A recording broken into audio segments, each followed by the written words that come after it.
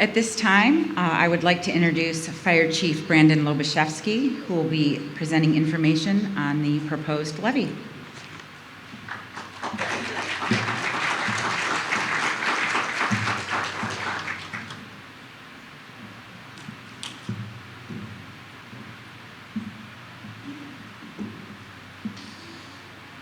All right, I'm setting my timer up here too, so.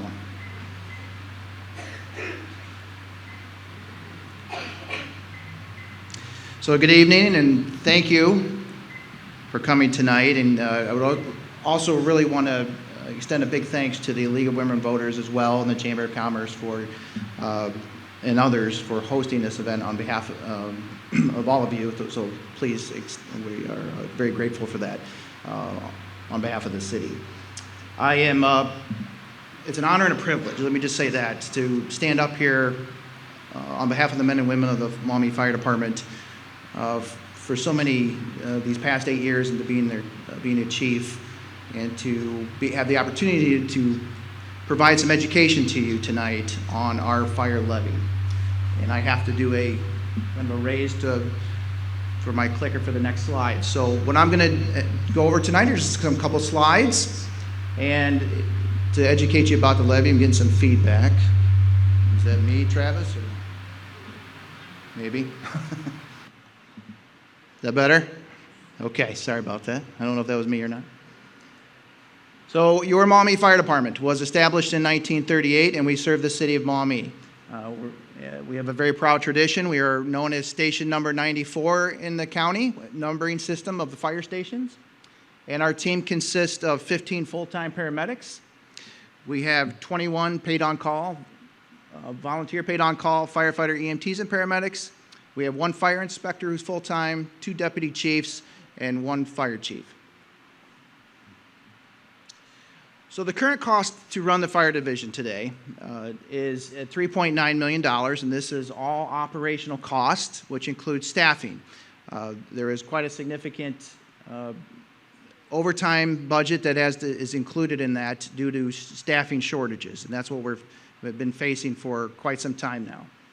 77% of that budget goes to personnel costs, which is an important point. Our current funds, how we're funded currently, is through the income tax that the city receives through the general fund. This current city income tax is 1.5%. 1% is dedicated to operational costs, and 0.5% is dedicated to capital funds, such as buildings and larger equipment, fire trucks, ambulances, and things like that. So why a levy? This is needed because we are looking to provide funding for all our operational costs, including hiring of new and retaining existing personnel, which is so critical to our operation. It also allows cross-training of current firefighters and paramedics, but more that what we're looking to do is look at paramedics who are not firefighters to become cross-trained. And the cross-training is so important because at any one time when that 911 call comes in, we don't know what type of emergency it is, and we want to be prepared for that and respond effectively and efficiently to that. For many years, the city has a long reliance on the volunteer system. I think many of you have grown up in this town. You've heard the fire whistle back in the day. You've seen maybe the cars and trucks with the lights on and responding to the station. Unfortunately, the challenges of the modern workplace, modern family, the demands of schools, demand of other things, of extracurricular activities, that workforce is just not sustainable anymore, and our pool of people has continually diminished. It is important to realize that the levy funds are not immediate, and they would be started to be collected in 2024 if the levy passes. Our demand is growing, and we're not the only fire department facing that. There's many fire departments facing that demand. In 2022, we responded to 2,561 incidents in the city of Maumee. This is an increase over the last 10 years of 40%. And just to note, like 5 years ago, we had about 2,200 calls, roughly. This averages to about 7 calls a day. That can vary from a fire emergency to a medical emergency.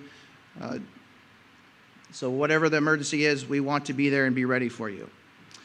This next slide has some call data on it, and the call data shows the graph, the red line to the box to the left, or the graph to the left, is in 2013 and all the way to 2022. So you can see the increase over those years, and we've definitely seen an increase in all kinds of incidents.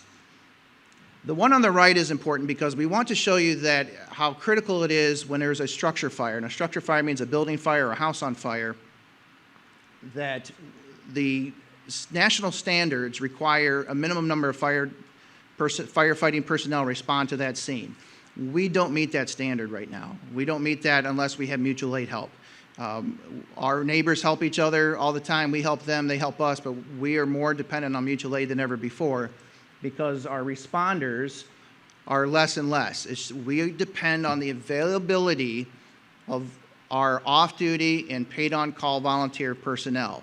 It's up to them if they can make that call. They are not there at the station working. We have to send a page out. They get a message over the radio, and they have to decide if they can respond. So that has diminished over the last couple of years significantly. So what is the impacts of this levy going to provide? Additional staffing is so critical. And by having people there 24/7 that can respond to your emergency, we will get to your emergency faster. And not only is that create a safer community, it creates a healthier community, and it's safer for our employees as well, our firefighters and paramedics that are responding. Again, I think everybody knows Election Day is November 7th, but that's when the levy will be on the ballot. The cost of the levy, we want to make sure we're transparent with this. It depends on your appraised value of your home. And this is according to the Lucas County Auditor's Office. The cost per day, per $100,000 of appraised value, this time is 54 cents a day. The levy applies to all properties in the city, commercial, industrial. Businesses are also included, and they are able to share that cost because everybody is, the property tax applies to all those businesses. The levy is 5.6 mills. Again, a mill is, rates are expressed in a mill, and a mill is equivalent to $1 per $1,000 of taxable value. And it is estimated this levy will generate $2.9 million. This is an extremely important point that we want to make sure that all the voters understand, and that is by law, all funds generated by this levy can only be used for fire division expenses, whether it's personnel, equipment, operations of our fire station. It's only fire department functions. If the levy does not pass, there are going to be some very difficult decisions to be made by city administration and council and so forth. They are going to look at alternatives, which could include reduced staffing. We know we will be experiencing longer response times, and we know that there's going to be more of a reliance on mutual aid. This is an infographic that we created. We have cards out in the lobby. If you would like one, feel free to pick one up on your way out. We also have a frequently asked question flyer out there as well for you. I know this is a busy slide, so we'll leave those out there, but I want to make sure that everybody understands. We reiterate some of this information in that graphic. So for questions, we will be here tonight. I want to thank our fellow firefighters for coming tonight. There's some are on duty and some are off duty that can answer any of your questions, whatever they may be. You can always contact me at the information below, or you can contact our City Hall.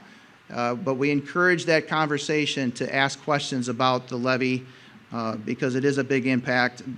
Being a resident myself here for over 40 years and raising my family with my wife, it's extremely critical for us as well. We understand how the city is changing and growing, so we want to be proactive with that. At this time, I want to thank you again, and I will end there.